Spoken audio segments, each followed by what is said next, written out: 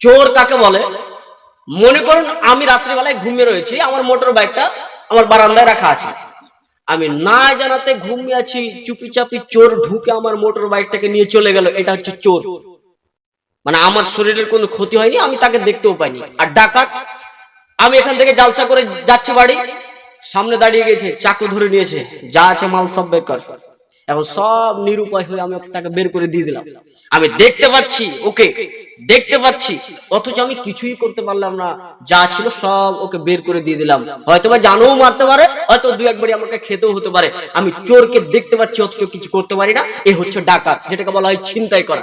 তো আল্লাহ বলছেন যারা চুরি করবে তাদের হাতকে, ডান হাতকে কেটে দাও, আর যারা ডাকাতি করবে তাহলে তাদের বিপরীত ভাবে তাদের হাত এবং পাকে কেটে দাও, ডান হাত বাম পা যারা ছিনতাই করবে কেটে দাও। তো কোরআনের এই আইনটি যদি ভারতবর্ষে চলতো তাহলে এত চুরি আর হতো না।